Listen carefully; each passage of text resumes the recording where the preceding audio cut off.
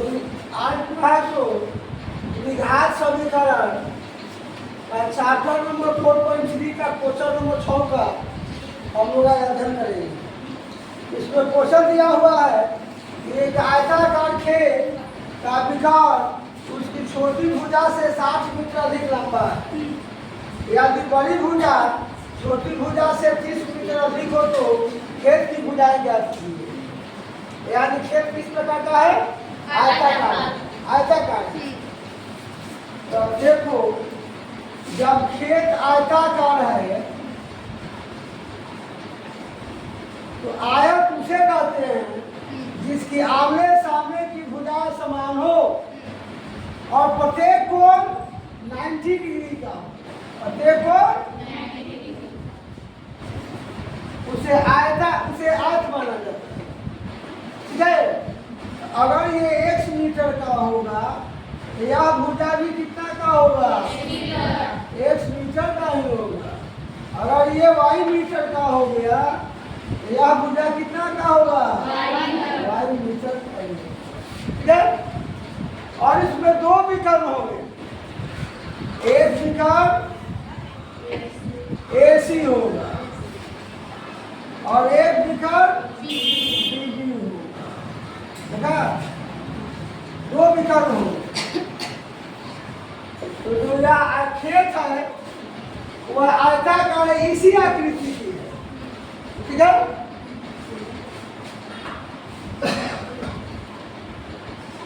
तो अब यहाँ देखो, एक आयताकार खेत बना रहे हैं। देखिए, ये आयताकार खेत होगा, लेकिन कुछ सवाल में शर्त दिया हुआ है। शर्त दिया हुआ है कि खेत का विकर्ण, खेत का विकर्ण, और विकर्ण के लिए क्या करते हैं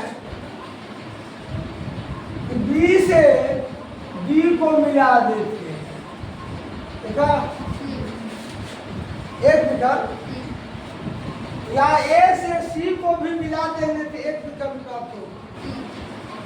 तो दोनों विकर्ण में से किसी एक विकर्ण को मिलाना है, या तो AC विकर्ण लेंगे या BD विकर्ण लेंगे। तो हम कौन सा विकर्ण ले लिए? BD।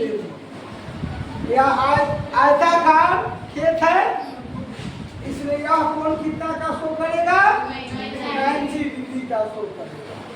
अब कह रहा है कि खेत का जो विकर्ण है छोटी भुजा से 60 मीटर अधिक लंबा है। छोटी भुजा से, तो सबसे पहले क्या करें कि छोटी भुजा को ही मान लेते हैं। तो छोटी भुजा को हमने क्या किया कि 1 मीटर मान लिया। ठीक है, अब है कि छोटी भुजा जितना है उससे विकर्ण कितना है? 60 मीटर अधिक लंबा है। अधिक लंबा, अधिक के लिए क्या करेंगे? प्लस के चिन्ह का यूज करेंगे। तो लिखेंगे हम कि विकर्ण बराबर छोटी भुजा से 60 मीटर अधिक लंबा है, यानी छोटी भुजा हमारा x का है, इससे 60 क्या होगा? अधिक है, x प्लस 60 मीटर हमारा विकर्ण। ये हो गया छोटी भुजा और ये हो गया हमारा विकर्ण। समझ में आ रहा है?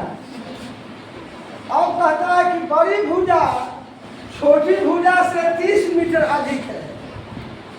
लिखेंगे बड़ी भुजा इक्वल टू जो हमारा छोटी भुजा 1 मीटर है उससे कितना अधिक है? तो प्लस 30 कर देंगे। ठीक है, प्लस ये हमारा क्या होगा? बड़ी भुजा निकल गई, यानी ये भुजा हो गया x प्लस 30 मीटर का। ठीक है, अब देख रहे हैं कि BCD एक समकोण त्रिभुज प्राप्त हुआ, क्योंकि जिस त्रिभुज का एक कोण 90 डिग्री का हो जाता है उसे समकोण त्रिभुज माना जाता है। समझ में आ रहा है? या BCD कैसा त्रिभुज हुआ? समकोण त्रिभुज हुआ। तब चलेंगे अब समकोण त्रिभुज BCD में चले जाए और पाइथागोरस द्वारा दिया हुआ सूत्र है, यानी कर्ण का स्क्वायर बराबर लंब का स्क्वायर और प्लस आधार का स्क्वायर। तो कर्ण हमारा कितना हुआ BD, लिख सकते हैं कि BD का स्क्वायर, लंब कितना हुआ CD या DC, तो CD का स्क्वायर लिख सकते हैं, प्लस आधार कितना हुआ BC, तो BC का होल स्क्वायर। ठीक है, अब इसका वैल्यू भर देंगे।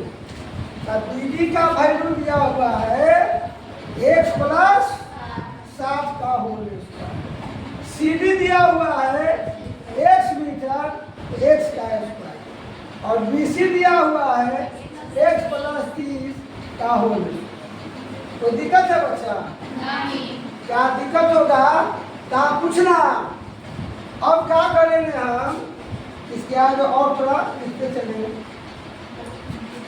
a प्लस b के होल स्क्वायर के फॉर्म में इसको 2 देंगे, तो x को a मान लेंगे और 60 को b मान लेंगे। a प्लस b का होल स्क्वायर का क्या सूत्र है? a square plus 2ab plus b। उसी सूत्र पर इसको देंगे। देखो अब कितना हो जाएगा।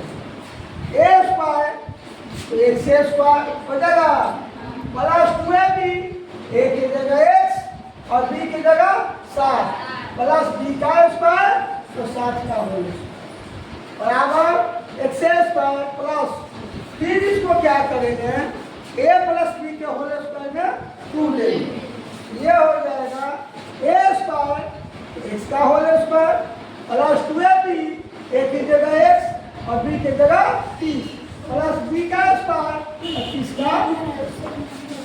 ठीक है, अब देखो यह हो जाएगा x स्क्वायर, इसको गुना कर देंगे तो 60 दूनी का 120 x हो जाएगा। 60 का होल स्क्वायर है तो 60 में 60 से गुना कर देंगे तो 3600 हो जाएगा। ये आएगा x स्क्वायर, ये भी आएगा x स्क्वायर, इसको भी गुना कर देंगे 25 दूनी के 60 x हो जाएगा। किसका होल स्क्वायर है 25 में 30 से गुना कर देंगे और 900 हो जाएगा। ठीक है, अब देखो और देखो यहाँ पर इक्वल टू का चिन्ह है। ठीक है, तो उस कंडीशन में जो जो मिलेगा सेम होगा और उसका चिन्ह भी सेम होगा, साइन भी सेम होगा, उसको काट सकते हैं। तो देखो x स्क्वायर से x स्क्वायर कट गया। अब हमारे पास बच गया 120x plus 3600 equal to x square plus 60x plus कितना बच गया 9।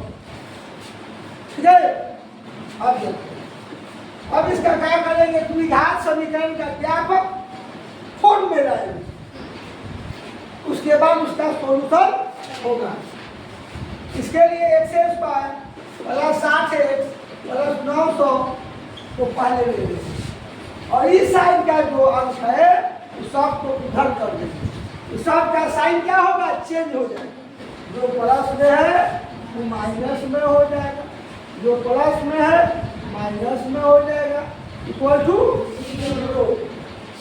अब ये हो गया x स्क्वायर, यहाँ 60x प्लस में है और 120x माइनस में है, तो प्लस माइनस माइनस यानी घट के आ जाएगा कितना -60।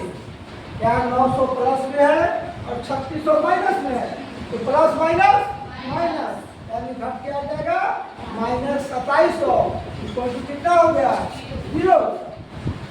अब यह द्विघात समीकरण के फॉर्म में आ चुका है। अब इसको सोल्व करने के लिए यहाँ पर दो विधि का इस्तेमाल करेंगे, या तो गुणनखंड विधि, इसको अंग्रेजी में फैक्टराइजेशन मेथड कहते हैं, या तो द्विघाती सूत्र जिसको क्वाड्रेटिक इक्वेशन भी फॉर्मूला भी कर सकते हैं। ठीक है, तो सबसे पहले इसका देखा जाए कि गुणनखंड हो जाएगा तो आसान होगा, अगर गुणनखंड नहीं होता है तो द्विघाती सूत्र का उपयोग करना होगा।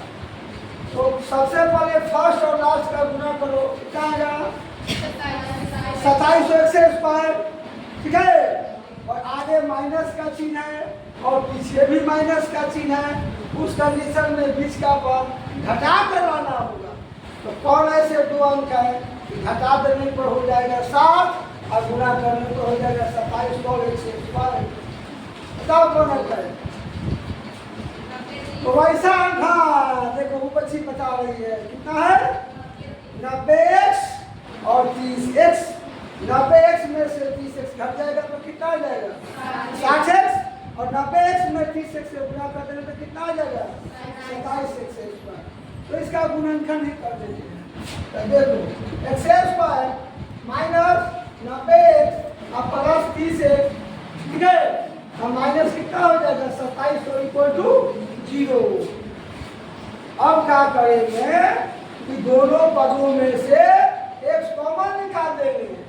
ये हो जाएगा x माइनस 90 प्लस 30 कॉमन निकालेंगे x माइनस 90 को कितना हो जाएगा 0। अब क्या करेंगे कि बाहर वाले को एक जगह लिखेंगे और दोनों पोस्ट वाले में से किसी एक को उतार देंगे। इक्वल टू कितना हो जाएगा 0। दोनों का वैल्यू निकालेंगे क्योंकि x प्लस 30 बराबर 0, x इक्वल टू माइनस 30 और x minus 90 equal to 0, x equal to कितना आ गया 90। वहां पर कह रहा है कि खेत की भुजाएं बताइए, ठीक है। तो भुजा माइनस में नहीं होना चाहिए। और भुजा माइनस में आ जाएगा तो उसको मापने के लिए कौन सा स्केल का उपयोग करेंगे, है कि नहीं है। स्केल तो प्लस में आता है और वर्ग की भुजाएं, आज की भुजाएं, किसी भी चीज की भुजाएं माइनस में नहीं होती है। इसलिए इनको वैल्यू दिया x बराबर -30, यह असंभव होगा।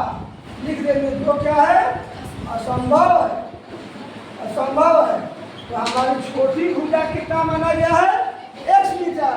x मीटर कितना हो सकता है वैल्यू आया 90। तो जो x का वैल्यू आया 90 वह हमारी छोटी भुजा हो गया कितना 90 मीटर। अब बड़ी भुजा निकालना है तो बड़ी भुजा हमारे पास कितना दिया हुआ है बोलो। बड़ी भुजा कितना है x प्लस 30 मीटर। x का वैल्यू भर देंगे 90 प्लस 30 यानी 120 मीटर। इसलिए छोटी भुजा कितना आया 90 मीटर और बड़ी भुजा कितना आ गया 120 मीटर। यही हमारा आंसर है। समझा बच्चा, चलो कर इसको।